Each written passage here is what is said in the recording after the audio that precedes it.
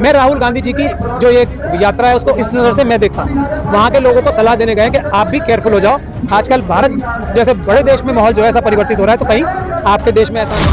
Police, तुम संघर्ष करो, हम तुम्हारे साथ हैं। लाखों की एक रैली होनी चाहिए सुप्रीम कोर्ट के बाहर, ताकि जजेस जो है उनका हौसला बढ़ेगा। ये जो ठग आ गए हैं सरकार में, बड़े बड़े ओहदों पे बैठ गए हैं, वो हमारा कुछ नहीं बिगाड़ पाएंगे। हमें ईमानदारी से न्याय करना। अडानी कुछ नहीं था, सब कुछ लूट लिया उसने, उसको ईडी नहीं पकड़ रही। ये है अंबानी, कुछ नहीं था, सब कुछ लूट लिया। ऐसे बहुत सारे उद्योगपति, ऐसे बीजेपी के बहुत सारे ये एक इन्होंने चैनल बना दिया है बेईमानी, लूट, भ्रष्टाचार को सेफली करने का। फुल प्रूफ मेथड है। आरएसएस और बीजेपी ज्वाइन करो। जो व्यक्ति 5 किलो अनाज दूसरों को, दूसरे गरीबों को दान में देता था, उसको उस जगह से ले जाके इस जगह पे खड़ा कर दिया। उसको गरीब बनाया पहले, ताकि वो उसको 5 किलो अनाज दे सके।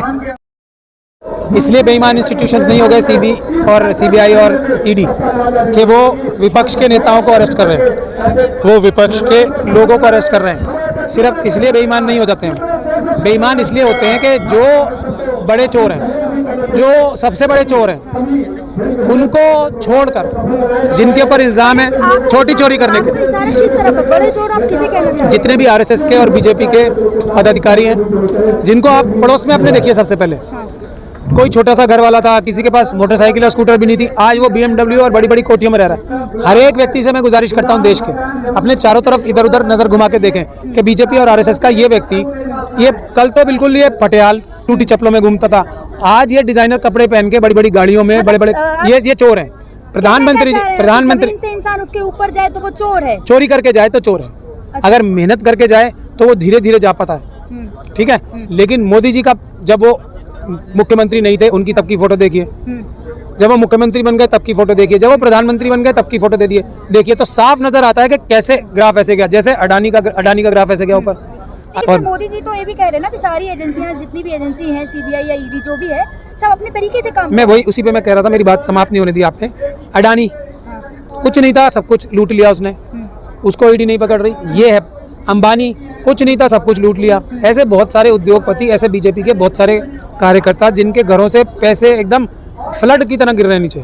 कहीं भी एक एमएलए के घर रेड कर लो, जिसके यहाँ गलती से हो जाती है, मतलब कोई इंटरनल खटपट हो गई तो किसी ने अंदरूनी रेड करा दी। जैसे कल को अमित शाह के घर, मोदी जी और अमित शाह की पटना बंद हो जाए, तो मोदी जी, अगर अमित शाह जी के घर रेड होगी और इनका पैसा निकलेगा, तो उसके लिए मेरे ख्याल से हिमालय जितना पहाड़ बन जाएगा 2000 के नोटों की गड्डियों का।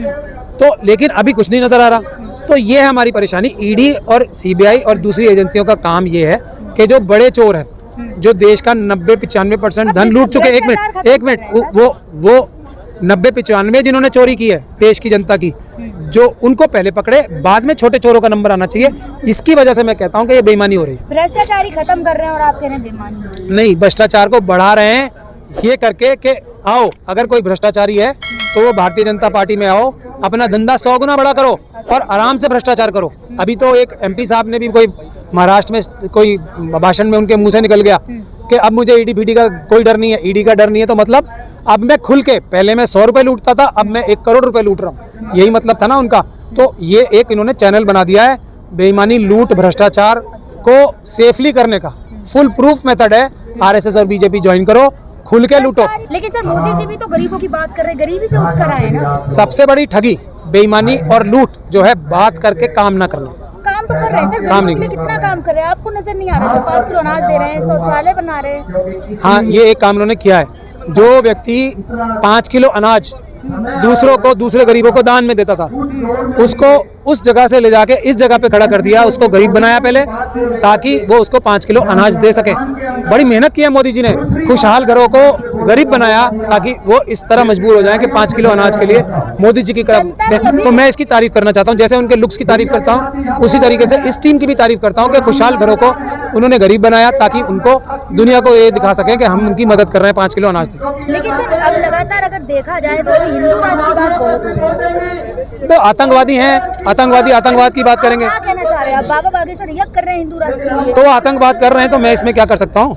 भारत का संविधान बाबा साहब डॉक्टर भीमराव अम्बेडकर ने मनुस्मृति जला के बनाया, उसमें सबको बराबर का अधिकार दिया। लगता है संविधान से काम नहीं हो रहा है। संविधान को खराब साबित करने के लिए सारे मनुवादी लगे हुए हैं। आज जो ये अन्याय कर रहे हैं, जो कोई भी संस्थान, सर आप किसकी तरफ कर रहे हैं? कौन है सर? मनुवादी वो है जो इंसान को इंसान के बराबर नहीं समझता। मनुवादी वो है जो ठगी करता है। जो झूठ बोलता है, कहता कुछ है करता कुछ है, जैसे सबका साथ सबका विकास कहा लेकिन सबका सत्यानाश किया। कहाँ ये विकास तो कर रहे हैं ना, गुरु बना रहे हैं भारत को। मैं वही तो कह रहा हूँ कि कहा तो ये कि विश्वगुरु बनाऊंगा और बना दिया भिखारी। आज चाइना और पाकिस्तान जैसे देश, चाइना ने हमारी 2000 किलोमीटर जगह ले ली और पाकिस्तान रोज हमारी जो कश्मीर है उस पर हमला करवा रहा है आतंकवादियों से। और ये जो अब आप ऐसी बात कर रहे हैं, राहुल गांधी कैबिनेट यूनिवर्सिटी में लेक्चर देने गए थे, तो भाजपा लगातार आरोप लगा रही है कि इन्होंने अपमान किया है भारत का वहाँ जाकर।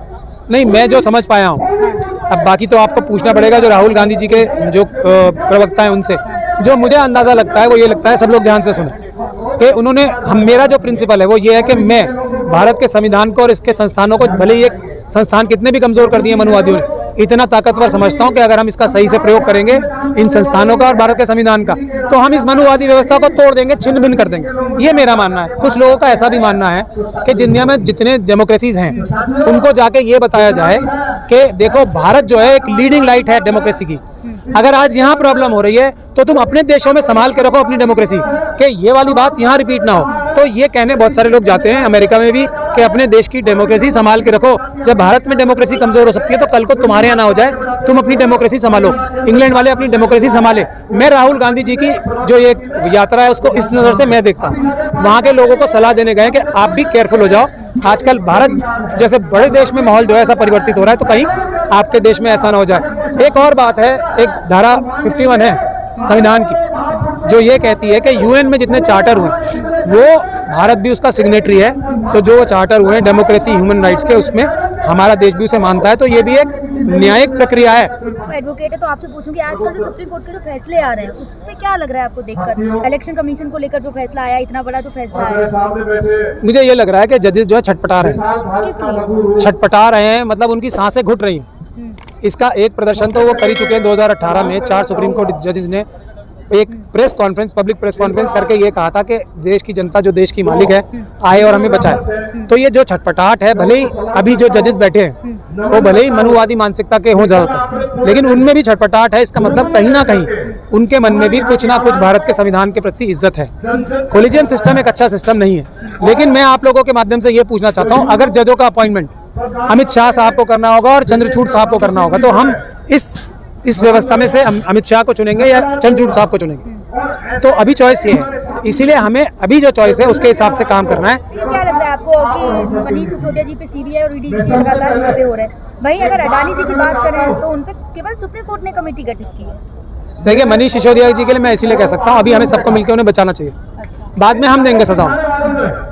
अगर उन्होंने कोई गलती की होगी तो हम देंगे सजा उन्हें, मनुवादी नहीं अम्बेडकरवादी सजा देंगे। अभी तो मनुवादी जो ऊपर बैठे हैं आरएसएस और बीजेपी के कार्यकर्ता, उनको पकड़ने की जिम्मेदारी मैंने अपने इंटरव्यू में पहले भी कहा है, क्योंकि वो बहुत बड़े चोर हैं। मनीष सिसोदिया जी ने अगर की भी होगी तो इतनी सी चोरी की है, और नहीं की या की है वो एक अदालती प्रक्रिया है। लेकिन इन्होंने तो खुले आम इतनी बड़ी, अडानी जी के साथ मिलकर अमित शाह जी ने इतनी बड़ी चोरी की है, उनके लिए नहीं हो रहा, ये सबसे बड़ी चोरी। आपको पूछूं, क्या लग रहा है आपको? सत्येंद्र जैन जी को भी अभी तक बेल नहीं मिली, लेकिन वहीं भाजपा के जो नेता हैं उनके घर पे अगर कुछ नहीं पकड़ा जाता है तो उनको दूसरे दिन बेल मिल जाती है। तो और क्या कहलवाना चाह रहे हैं आप मुझसे? इतने आप खुद ही बता रहे हैं कि जो न्यायिक व्यवस्था है कितनी दबाव में। जो बड़े चोर हैं उनको जमानत दे रहे हैं, जिनके ऊपर बड़े इल्जाम भी नहीं है उनको नहीं दे रहे। तो इससे हमें समझ जाना चाहिए कि जनता को पीसफुल प्रोटेस्ट करने चाहिए। जजों के समर्थन में भी, अदालतों के समर्थन में जजेस तुम संघर्ष करो, हम तुम्हारे साथ हैं। लाखों की एक रैली होनी चाहिए सुप्रीम कोर्ट के बाहर, ताकि जजेस जो है उनका हौसला बढ़े कि ये जो ठग आ गए हैं सरकार में, बड़े बड़े ओहदों पे बैठ गए हैं, वो हमारा कुछ नहीं बिगाड़ पाएंगे। हमें ईमानदारी से न्याय करना। चलिए लास्ट में यही पूछूं, बाबा रामदेव का बड़ा सवाल हाईलाइट रहता कि मोदी नहीं तो कौन? अब 2024 भी आने वाली है, तो मोदी नहीं तो कौन? सवाल ये नहीं है, ये सवाल बिल्कुल नहीं होना चाहिए। सवाल क्या होना चाहिए? सवाल ये होना चाहिए कि हरगिज नहीं मोदी, इसके अलावा कौन बनेगा? क्योंकि ये तो साबित हो गए हैं बेईमान ठग।